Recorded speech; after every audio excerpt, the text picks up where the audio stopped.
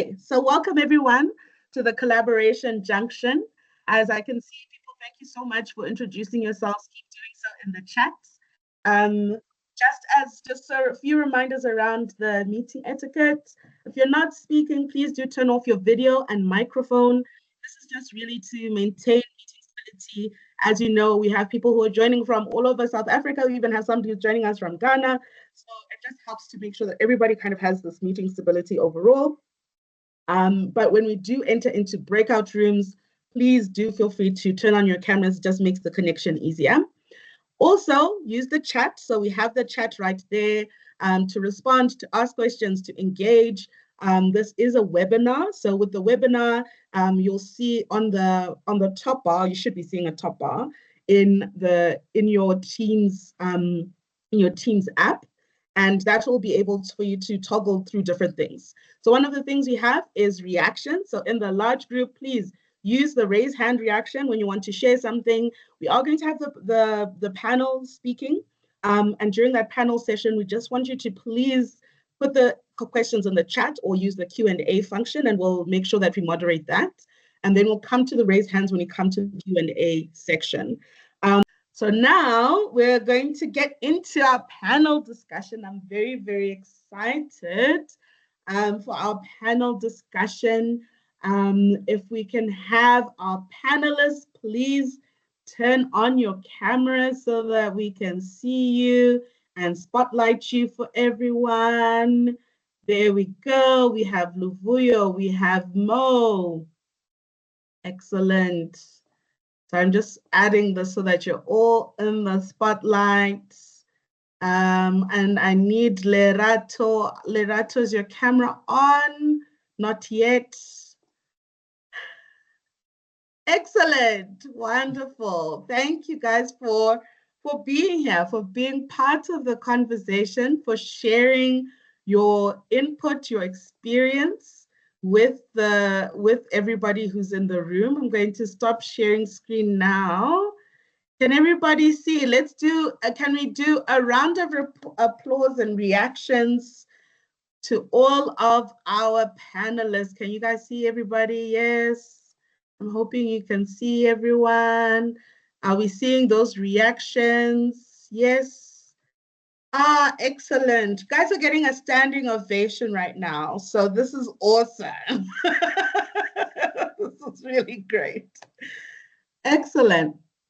So I would like to, so I'm not going to do individual introductions because we have distributed your bios. So hopefully people who've joined know. If not, please visit YD Collab's LinkedIn and you'll see the posts with the incredible bios of these individuals who are doing so much to advance collaboration within the sector and in different parts of development in South Africa.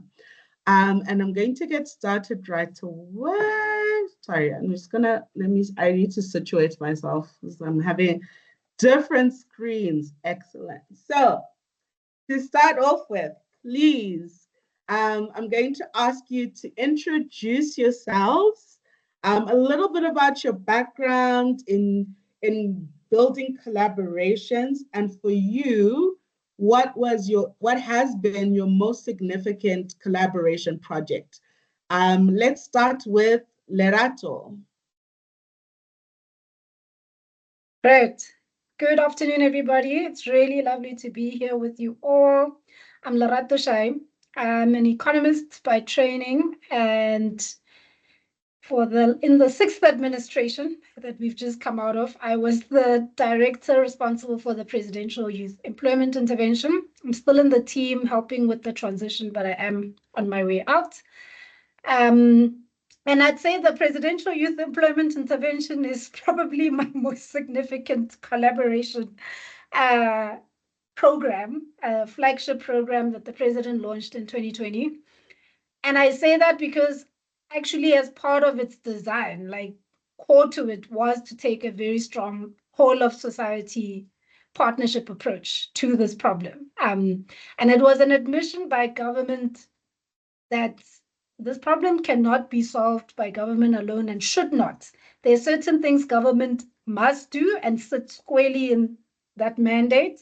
But in fact, there are some solutions that are better left outside of government if you want them to actually work. So that's really been the journey. And I'm excited to share more about the scars, some of the joys from the last few years. Thank you so much, Lerato. Charlene? Hi everyone. Lerato, the Learning Trust is one of the strategic implementing partners to the IDC that is implementing the Social Employment Fund. And that's also really been exciting for us the last 3 years now, being involved in that. And it's also probably our most significant sort of collaborative partnership effort. The Learning Trust is a intermediary grant maker, and we're working in the after school space. So we work with quite a number of civil society organizations, after school programs who offer, extended learning opportunities for learners. And we really thought about using this opportunity, leveraging public funding or public employment opportunities to build the capacity of the after school sector and to create these jobs and opportunities for young people in the after school sector.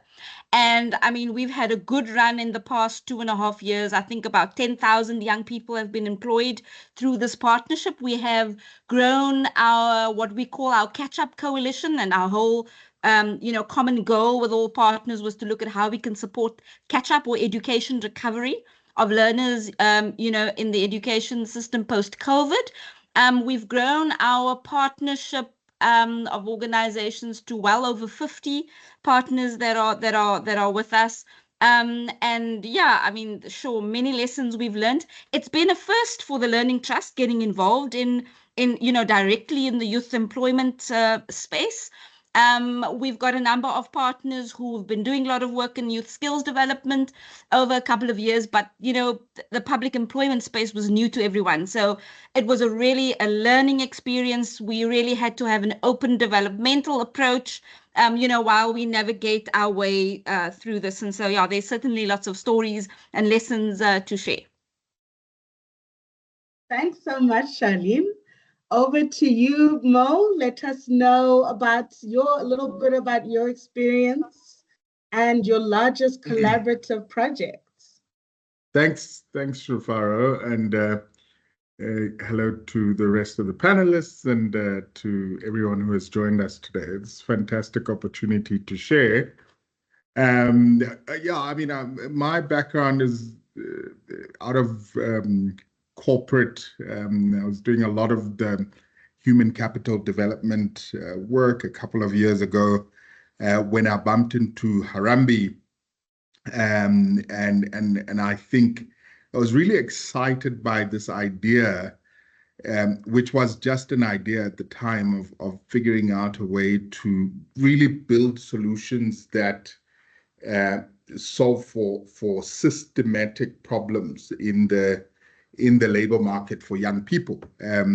Having had been one of those young people who myself struggled a bit to find work, and I was coming out of university, and so I think this it was quite close to my heart in terms of what are we doing as a country, not to fail our young people, and so that's, yeah, I think that's a bit of background, and I suppose I am with like-minded people. We working very closely with Lerato, so yeah, it feels like another meeting, and we always connecting. Harambee was appointed as the National Pathway Manager a couple of years ago, which is a part of the broader network of partners who are trying to ensure that the objectives of the PYEI, as Lerato has said, are being met. And that's where a lot of the kind of the war stories of collaboration may come out of. But one of the big programs that I have led actually in the past, which in somewhat was a bit of a prelude to the work that we are doing now with the presidency, was a partnership with the Gauteng provincial government in a program called Tap 1 Million. So I led that for a couple of years. And so, yeah, happy and very, very excited to share some of the lessons. Thank you so much. And Luvuyo? Thanks, Rufaro. Hi, everybody. Thank you all for having me. It's like you got the Avengers of the collaboration panel in this panel here. And I'm going last after all of those wonderful intros. So my name is Luvuyo Maseko, and I am the project manager of the Youth Innovation Portfolio at an organization called the Bertha Center for Social Innovation and Entrepreneurship. We are a specialized unit operating out of UCT, and we are a systems-oriented and systems-focused organization.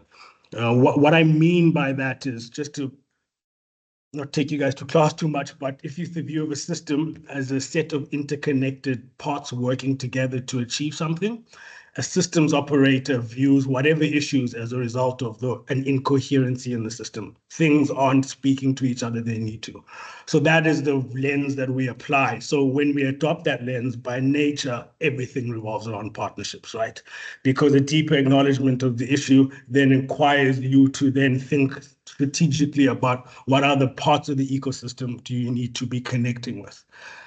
So our work ranges in terms of the types of collaborations. We do the sort of one where it's a collaboration, but you're doing 90% of the work, and another organization is showing up and doing the 10. Then sometimes we're the 10% while another organization is doing the 90. Across all of our work, as I mentioned, is collaboration focused. The bigger piece that I've been involved in more recently has been around Youth Development Collab, or YD Collab. I am the chairperson of the steercom of the YD Collab, and a founding member. And a key piece of the work over the last few years has been an ecosystem mapping project, where we mapped about 1,800 youth development organizations, and that was through the work of the steercom members. So I'll leave it at that, but that's sort of what I'm adding to the conversation, and really happy to be with you all. Thank you. It sounds like we definitely have people who have been in the trenches, and also have gotten some really great things out of collaborations, which kind of brings me to the first question, because I think for everyone, we do talk about what is the benefit. So we must collaborate. Collaboration is important, but I think we sometimes miss the mark in discussing why do it? Like, why is it so important? So I'm keen to hear from each of you. What are some of the key benefits of collaboration, specifically for the youth development sector? And also, if you could share, as you're describing that, an example of where collaboration significantly enhanced a project or an initiative that you were working on. I'll punt this first to Charlene. All right. You know, for us, and particularly in the after school sector, I mean, the reason for us thinking like, why would we collaborate in the first place is, I mean, we've got so many after school organizations, the Learning Trust, we run capacity building for organizations across the country. We fund them to look at how, you know, they can strengthen their programs to ensure that they deliver quality after school programming for learners in school, but also connecting those at matric level or out of schools, you know, to other opportunities. And we have organizations working across the country, and everyone in their little corner does their little thing, right? With my small, with the resources I have, with the tutors I have, the capacity I have, you know, the reach is quite limited. And I think the one big benefit and drive for us was to say, well, if we bring the sector together and we put all of our efforts together, we put our resources together, you know, can we not make a case for looking at how we can increase the impact that the after school sector is about to make? And we sort of set out 2-3 years ago to test this theory. And when thinking of the challenges versus what the benefits are, I think that the benefits have really just outweighed the challenges we experienced in getting this right. But we've just been able to see through this collaboration the power of bringing people together, rallying around a common goal. And for us, this is education recovery. What it's done, it's allowed us to really advocate for the sector and position the after-school sector as a key player, in this education ecosystem. But really just about rallying together to create impact and to scale our interventions. We've certainly, I spoke about the fact that we've been able to create these 10,000 opportunities for young people, but we've allowed partners together through this collaboration to reach more than 100,000 learners across the country, something we haven't been able to measure to do if we weren't partnering together, in this way. I really don't want to go off on a tangent because there's just so much to say. I think what the collaboration has also allowed, and it's been really beneficial for organizations to come together to share their experience and innovations, and it's allowed other partners, collaboration partners, while it allowed us to identify best practice models and then for other partners to implement those models or iterations of those models that work best in their context. So definitely increased advocacy opportunities for organizations to share, to cross-pollinate, to share best practices, to innovate, and then as a sector for us really to scale our reach and impact. Wonderful. Thank you so much, Charlene. I feel like you have captured so much of the benefits. So I'm going to give it as a little bit of a free fall for the panels. Anyone who'd like to add anything around what are the benefits of collaborating and maybe share an example of what that collaboration, the positives can be from collaborating or partnering with others?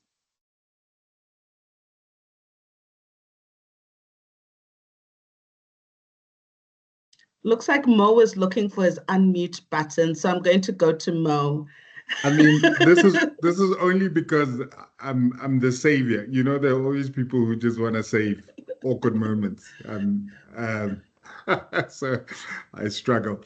I mean, and I totally agree with Charlene here. But Rufaro, I think what I would add is that, and I know we're here talking about collaboration, but and you've said in your opening that collaboration is hard, and I think it depends on the type of problem that you're trying to solve, and it's not that collaboration is not always the right answer. So sometimes you want to go in a competitive direction, you want to drive, because if you're solving a fairly simple problem, if I'm running a spaza shop and I want to provide people bread in my community, and then it's a fairly simple problem, right? And I can actually go it alone, and I can be competitive, and I can try to figure out how my spaza shop is better than yours, Rufaro. But I do think when you're starting to deal with complex and wicked problems like youth unemployment, and then in a sense, you're almost forced to collaborate. And I mean, I liken it to our GNU, GPUs, and where we are politically at the moment is that it's running a country is a complex thing to do, and it's quite important actually for different organizations and political parties in this case to say, how do you come to collaborate? And I suppose the only thing I wanted to say is that there are pros and cons for everything. So as you are coming into making a decision of whether you're coming in a collaborative or competitive, or even both, right? You can be collaborate in the beginning and figure out where are the areas you compete. So I think it's maybe just adding a bit of color to how you choose to collaborate, because either one will have its own difficulties and benefits in the same way that you're asking the question. So it's important to define the problem that you're trying to solve, because that can help what route might be best. Thank you for that. I think that's such an important, like, just so that people, it's not like you don't have to collaborate on everything. That's not what we're saying, but it's about finding the spaces to collaborate. Luvuyo? Yeah, I just want to pick up off of that one, particularly around the concept of wicked problems. Rufaro, you and I last week facilitated a conversation on collaboration. And a piece of it was discussion around wicked problems and complexity, right? And the characteristic of a wicked problem is that there's no clear definition and no clear solution, and different stakeholders have different opinions as to what the core reasons are. And different people along that journey also are different experts and have different opinions, right? So as just by nature of that, then in developing solutions, we need to think about creating opportunities for collaboration where you can work off of each other's strengths. And where different people's viewpoints are actually beneficial to the development of the solution. In terms of the thing, the way I've seen it work, I guess on a big scale, I would say the YD Collab, in essence, is a result of the work that we put in. This is through weekly conversations and meetings amongst, at first it was about 8 organizations to get us to this point. The session is a result of collaboration between Bertha Center, Harambee, and YD Collab as well. And then I guess on the more local, on the more small scale, we've done work with schools building a collaboration in and around no and low fee schools. And one of the things that have come up, a library was built once at a school in Bridgetown through organizations that had met on course.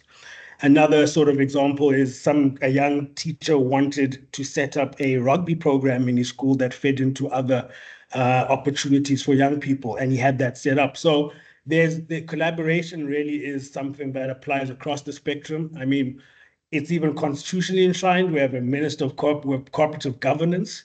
So the idea of working together is something that should exist at the top and at the bottom. Yeah. Can I come in? Lerato? Yes, go ahead, Yeah, Lerato. because I wanted to bring in the lens of just that where we sit, how you design the system to incentivize partnering or collaboration where you know you need it. Because with the scale of the problem, it really is not going to get us to a solution if everyone is implementing at a scale of 100 or 200 young people or 300 young people. So as part of the design of the National Youth Service, when we first went to market with the revitalized youth service that NYDA is running, we built into the design that you can only apply if you're doing a minimum of 3,000 young people, which the market was like, no way, not all of us can do that. There was a bit of a pushback to that, but part of the thinking around that was that some of the stronger organizations are then implicitly incentivized to work with some of the more grassroots ones and bring them on board, because there are actually quite a few organizations that could do youth service at 3,000. So you're almost asking the system to compete, to Mo's point, on their ability to collaborate by bringing others on board to get to the 3,000. And that was very interesting learning because, of course, there were challenges because in some cases, the fit between the different organizations that came together was challenging. But it was very good to then hear in a second round, those who couldn't apply alone saying, I've now learned, I've built my capacity, I'm going to go it alone this time because I can actually now deliver 3,000 on my own. Because you actually do want, there are some institutions that are going to be optimized at 500 and have little room to grow beyond that. But for the scale of the problem where there is potential to push an organization to do 10,000 alone and come together with others, that's what we really need to be incentivizing so we can get to the over 6 million young people who are needs and etc. So yeah, just wanted to add that. Yeah, and I think that's an interesting one is because you have to understand within your own organizations what you can do. I mean, I led an organization at the time that was part of that NYS first phase. And the big challenge that it was our first time, like we were really pushed to collaborate, which was great. And unfortunately, some of those collaborations didn't work well. So I have my own war stories and scars. And I'm sure many of the people who have joined are also wanting to know, how do we navigate? So what are some of the sticky challenges, the big challenges that occur in collaborations? And then what's important to kind of set up? So maybe you could also share some best practices from those lessons around what do you set up so that you can, well, maybe you can't avoid it, but at least reduce the scale of negative impact on your organization, on your people, and on the project or on the impact that you want to have. Who'd like to go first? I'll leave it open to whoever and the panel would like to share first. The challenges, navigating the challenges, and some best practices. I'll go. Thank you. I'll take most savior role. I mean, I think maybe there are many challenges. So I'm going to stick to like maybe 3 big ones that, as I reflect on my journey over the last 4 years in the presidency, that have really come to the fore. And I think a key one is the ability to have radical candor around what everyone's interests are coming to the collaboration. You are unlikely to find the case if everyone's in the same space, everyone does already own the broader objective. We all want to help young people transition from learning to earning. We all want to support children reach better learning outcomes. But the underlying interest, especially where you're being funded by funders who are really looking to achieve specific things, etc. Like, as far as possible, being very honest about this is what we are, this is the baggage we bring, or these are the interests that we carry coming into this conversation. And then I'd say the second is then creating safety and space for constructive conflict and not shying away from really having the hard conversations that, if done in a skillful way, would actually unlock clearly what problems you need to solve between yourselves as partners. And we've had this, and it's quite difficult, which is probably the third thing, where there are power dynamics, because the presidency partners with national departments. I mean, it's not completely fair, because can you really say no to the presidency? And is it really a partnership if you can't say no? But even though, and that's with the spirit we bring to where we are wanting to really bring different government departments together to collaborate, is a spirit of, please do voice out if you don't want to, if you have issues with what we're trying to come together on, this joined up approach. But I do think it gets tricky when there are power dynamics where people do feel like you can't say no. And it's the responsibility of the one that does hold the higher power to bring the safety into the conversation and allow the space. And you, even if it means having one department that you have a good relationship with coming in to demonstrate the ability to reject things in a meeting, so that everyone else feels comfortable to reject whatever they feel uncomfortable with. So I think those are some of the lessons that we've sort of learned. And I think there's a big piece of it around creating an ecosystem or an infrastructure of support around those who are coming. So really understand, because some people really want to collaborate, but they actually just don't have the resources, the capacity, the time, the funding that is required to bring people together. So I think for us, it's been really important to think about what are those wraparound support mechanisms that you need to bring to the partnership to enable it to actually work. So I'll stop there. Thank you. Anyone else want to add some of the challenges you faced? Maybe if a practical example might also help. So, a little bit of a story around what happened and how you navigated it. Mo, Charlene, anyone would like to share something? I'll go. Should I name and shame? Well, you can, it's up to you. I'll refrain. These are people I still need to work with. Not Lerato, but it's other people. You have permission to use me as an example, or the PYI. Yeah, I mean, and maybe so let me start with the story. In part of the work that we're doing with Gauteng specifically, it was interesting, and it will illustrate a couple of my points here, because when we started the partnership, it was a non-financial.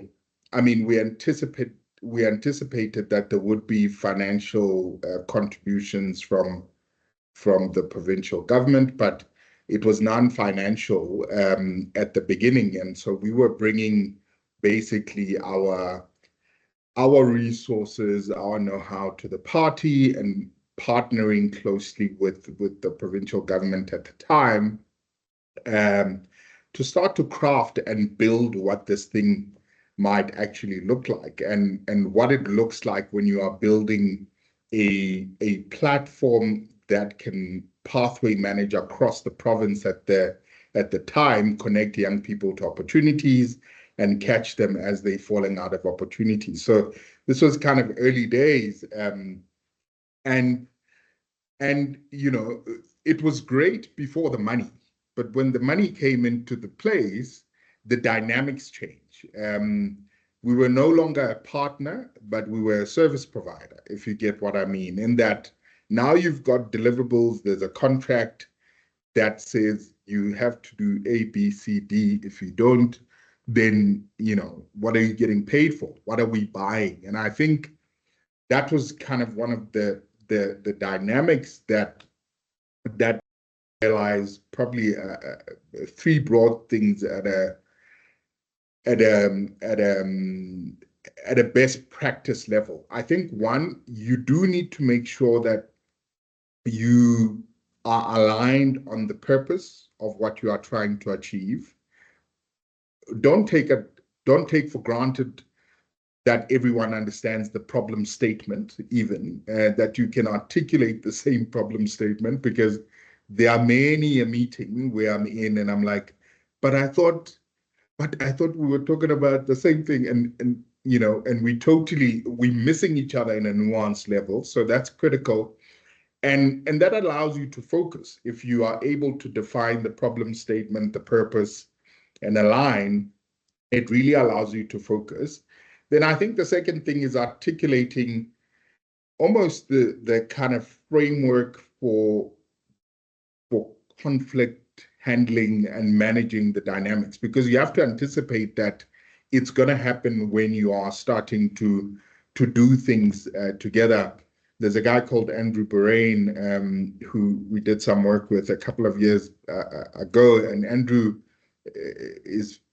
I love what he says, is that partnering is a verb, it's not a noun. So partnerships are a noun, but partnering is the doing of the things. And in the doing, you are bound to rub each other up the wrong way. So it's important to almost set up the systems to protect the partnerships in a sense. And I can anticipate, well, in the context of my example, I don't think we necessarily had thought through what are the systems that help us catch, before we even start sharing money, before we start, what are the systems we have to put around us, the frameworks that help us manage this relationship in a meaningful and powerful way.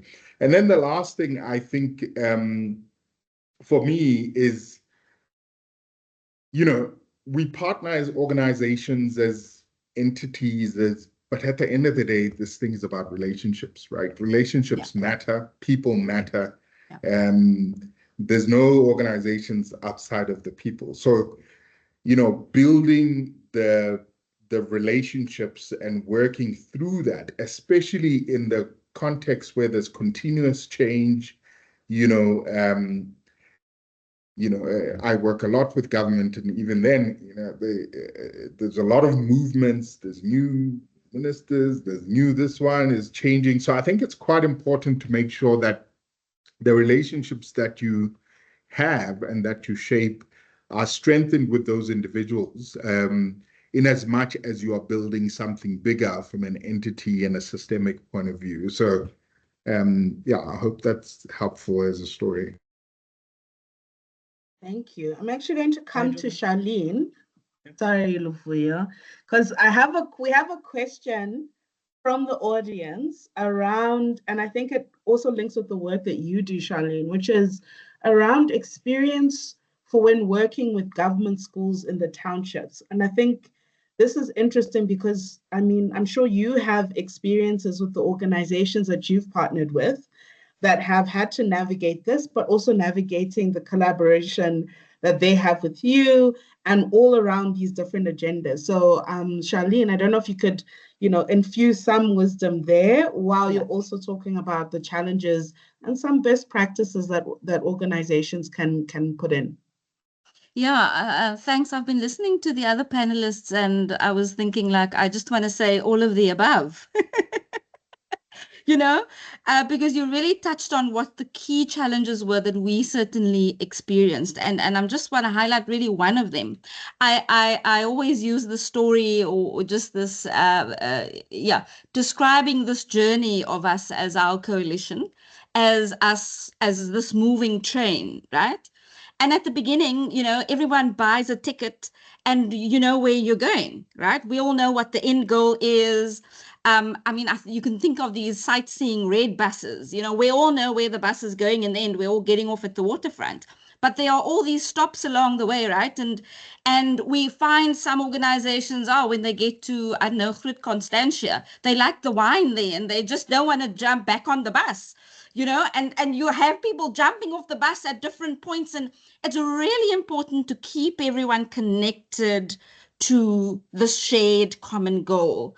I mean, you're right. You said it, that, sometimes we think people understand where we're all heading.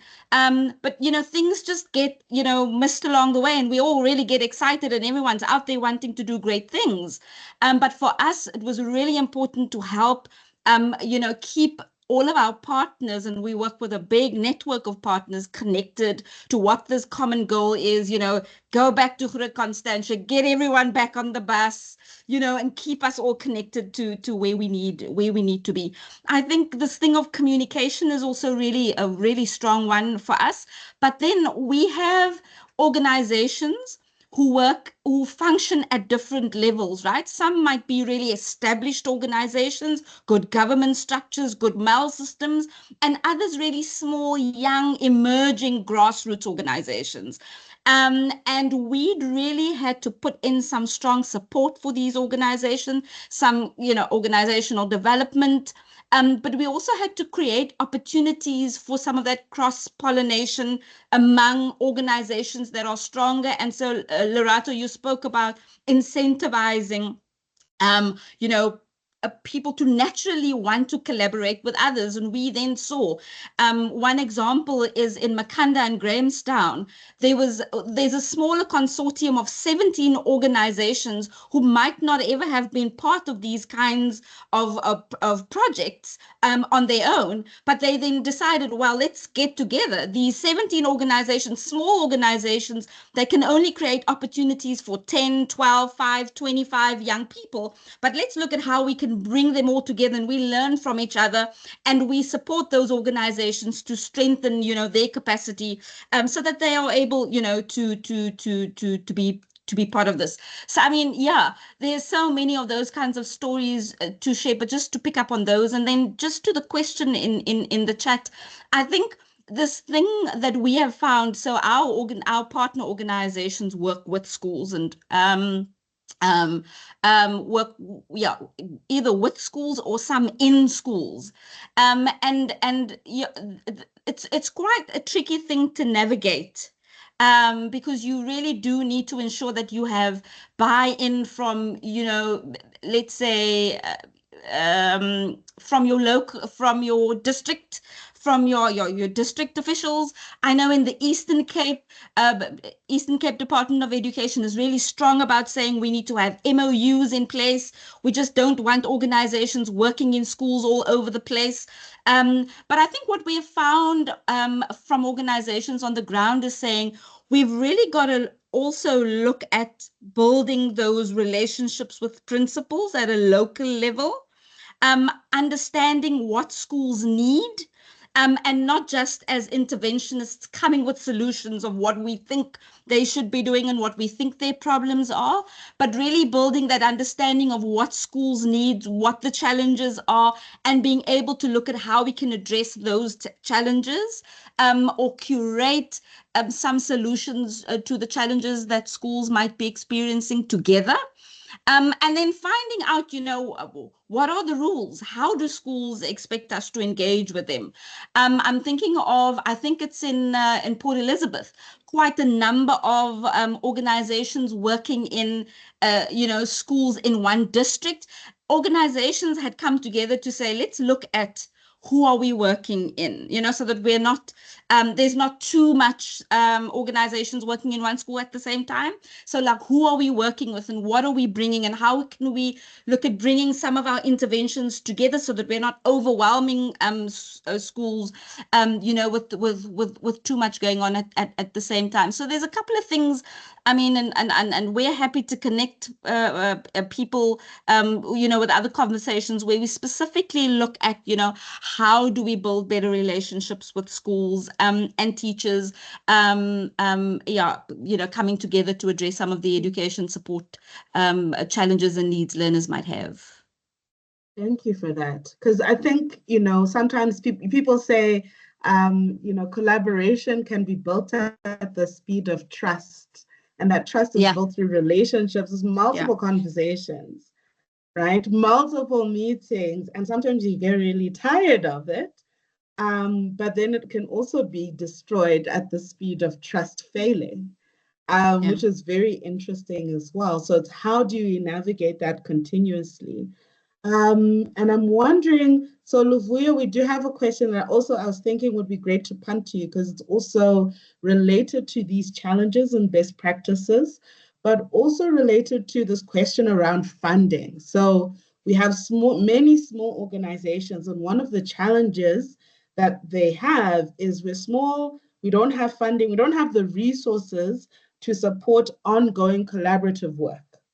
So what can we do, or maybe how do we see it differently? Because I know you run the YD Collab member collective program, and I'm sure this has come up in terms of we don't have funding, but we want to work together, but we can't, or feel we can't because we don't have resources. Luvuyo. Thanks, Rufaro. I was actually putting up my hand to answer something else, but I'll take a stab at that one. On that concept around school, I think just also want to let you guys know, for additional resources, there's a school called the Center for the Community School that operate out of Nelson Mandela University, that were head up by someone called Dr. Al Witten. So we had worked with him with the Learning Trust, and they do work specifically around schools and the community around them and building closer connections. So potentially that person who had that comment in the chat, you maybe want to check them out. The school Center for the Community School, NMMU. Funding resources. I don't think a lack of funding in your bank account right now should be a hindrance to you at least starting a conversation about what you can build with someone and what you can put together. We have found through our experience that the organizations that at first grapple with that issue, once they've built something, they then do find opportunities for funding. I will also say that if you're an under-resourced organization and you're already struggling with your resources constraints, I may suggest that you also hold off on adding another thing which is going to create pain within your organization. It was mentioned earlier, the collaboration is a doing word. It requires quite a lot of resource and capacity to go about engaging and doing it. Often where collaborations fall short is that people didn't realize that the amount of work that was required at the beginning. And then you get into issues where people are falling off, and then you're not able to meet some of the requirements that were set out in your collaboration because you stepped in already somewhat undercapacitated. So I don't know if it's best for you at this moment to think about a large-scale collaboration. Maybe think about what are the small things that you can commit to. I do want to say, broadly speaking, some of the challenges that we've experienced around competency, and it's in connection again to this word and the concept of collaboration is a doing word. It requires a specific type of competency, a specific type of person who has the sort of abilities to engage in this type of work. As an organization, we found ourselves a few years ago where people were being promoted, but were being promoted because, let's say, of a technical capacity, but weren't really at that space where they have the competencies to do the engagement work that's required, right? So I also want you to think a little bit differently within your organizations about what are the competencies that you are hiring for. Are you also explicitly looking towards people who have a collaboration focus in their background, who have the type of skills and competencies that lean towards that? Because sometimes you're also trying to take this collaboration talk and apply it to a staff whose key competencies don't align to that, and that's where you're dealing with issues. That's kind of my point on that. And then the last thing I want to say is sometimes people in these conversations ask, but what do I do for that partner that just doesn't show up, that just isn't coming?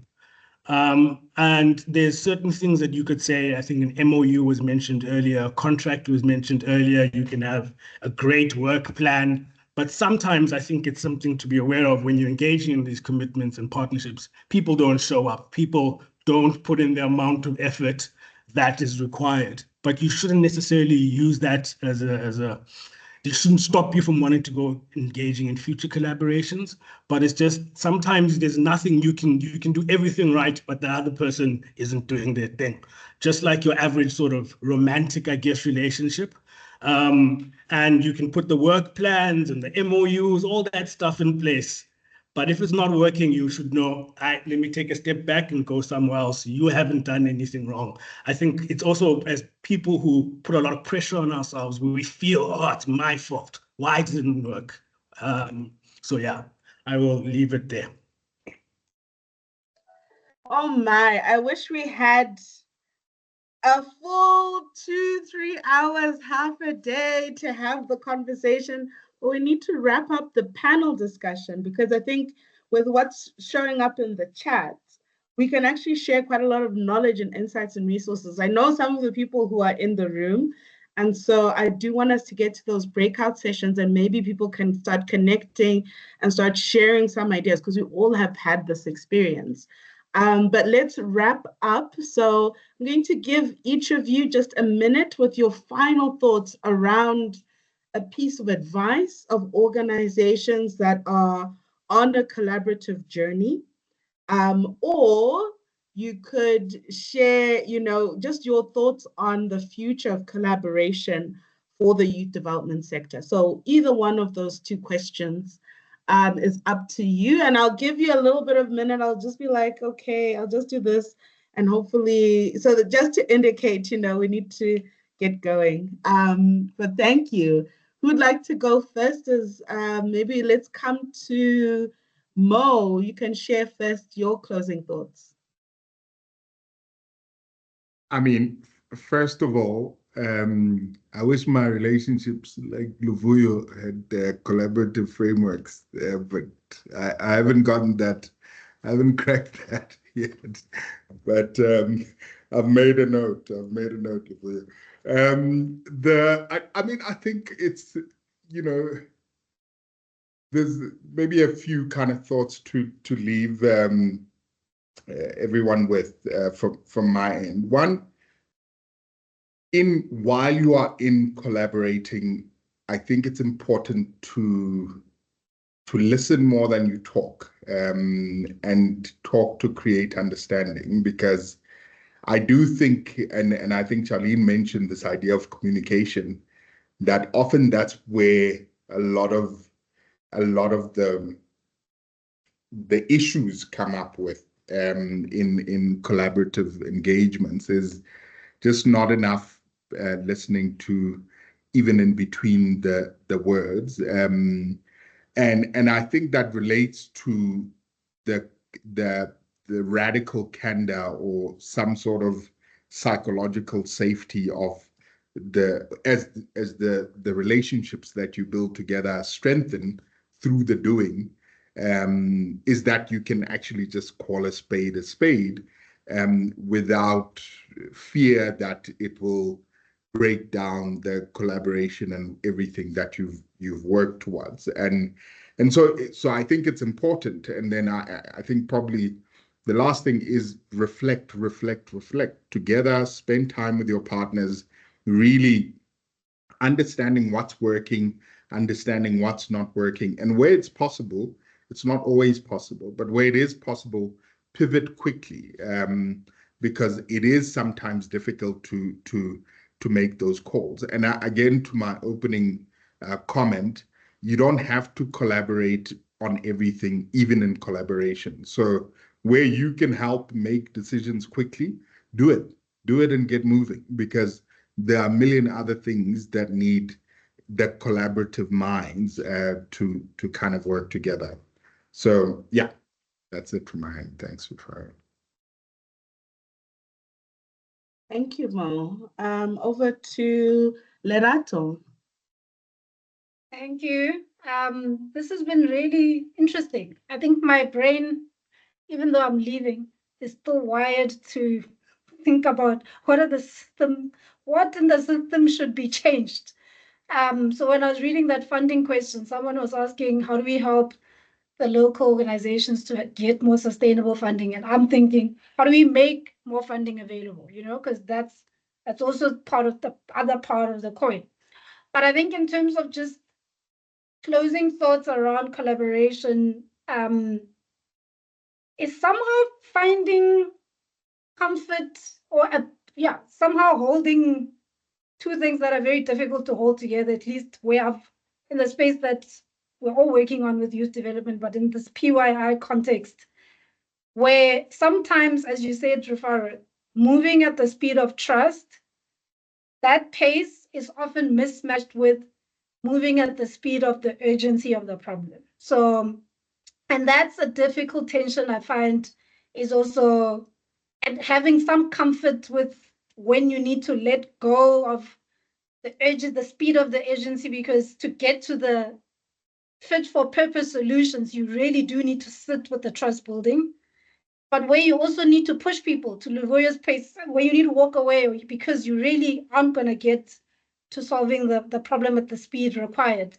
And in a context where you're working with 5 years of an administration and 1 year budget cycles, etc., there's a lot of pressure that is put on that trust building that you need to move really, really quickly. But I think, finding your own balance around when to let go a little bit of that so that you really do genuinely build true collaboration and true partnerships is something I'd probably leave people with. It's not an answer, but yeah, I think that's something I sort of grapple with a lot in my work.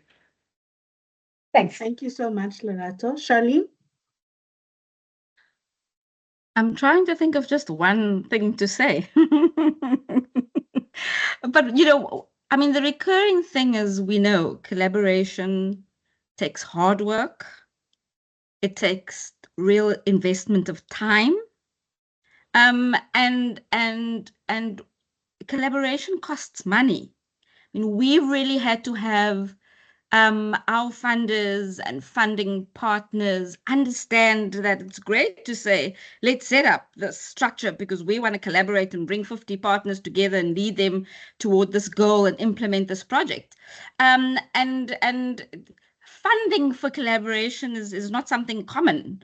And for us, it's really been about, communicating that clearly. But I think the biggest thing for me is, like, before you even before you decide, like, right, let's get together, is, do we have the energy and the commitment toward this collaboration? Because when we have that, once people are committed and we say we've got the energy and we understand what it's going to take, 3 years down the line, like the Learning Trust's Catch-Up Coalition, it really doesn't matter what challenges we've experienced, whether we've been pushing payroll right through the night until 5 a.m. in the morning to make sure all the youth are paid, you know, or whether there were challenges with meeting M&E reporting deliverables. We have the cushion is really the commitment and the energy to go that mile and put in what it takes. And I think that's really what worked for us, and that's what worked for our partners. I think we've only had in 3 years one partner that had to decide, I'm divorcing this relationship. And that's really because they had unique financial challenges. But we haven't had one partner saying, listen, this is it for me. And I think that's where that sweet spot lies, that people understand what we are committing to and we are putting the energy in to back it. And that's really what drives, this coalition for us. And I think if you can get that right, whatever challenges come, you're able to navigate those together. Thank you so much, Charlene. Luvuyo? Yeah, just echoing what the previous panelists have shared. It takes a lot of hard work. And I think as well, to a certain extent, don't be afraid to say no as well. Certain pieces.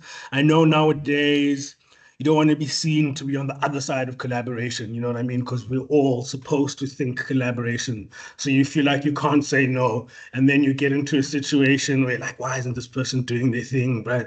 And because it was never really, no one ever really had the space or felt that they could say no because you're trying to unpack such complex problems. But I also want to say that you're probably already doing the right thing, guys. You're probably already putting in a lot of what we're suggesting and talking about. There's no guarantee with these sort of things. Sometimes it's just about failing forward. There's a little bit of we're crazy, like, the definition of insanity, doing the same thing. I'll go back to collaboration. I'll go back to collaboration. That's just how I am. So just maybe my last words, I want to say you guys are doing well already. And if you do need any additional support, please do reach out to myself and to the team at YD Collab. Thank you so much. As we bring that to the core, sometimes you attend a session like, I'm going to learn so much, but sometimes you learn so much, and the best part is you also get validated. There are other people who are having these experiences, who are thinking about this, who are navigating this. And that's the whole purpose of community, right? Is so that we're not feeling like we are alone figuring this out, because we're not.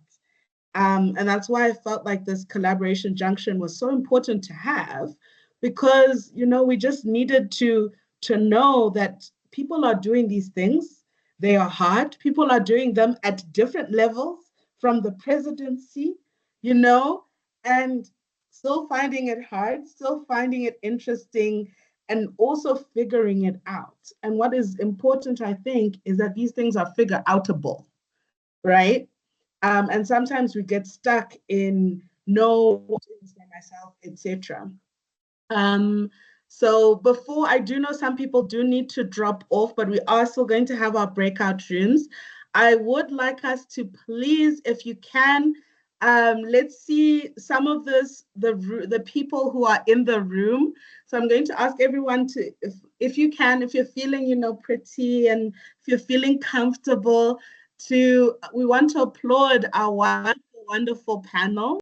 So I'm going to just stop spotlighting everyone, so that please turn on your cameras. You can unmute, and let's just share a round of applause for our panelists, for the engagement we've just had. And then we'll get into the next part. So please do, you can unmute. Let's do yes, this is amazing. Thank you, everyone. Thank you to our wonderful panels. You can see everyone who's applauding you. A really, really, really great job for sharing everything that you have. And honestly, thank you for your time, for being part of this discussion. And you'll definitely be back on a YD Collab platform sometime soon. So thank you so much to our panelists. Excellent. Thank you. So thank you, everybody.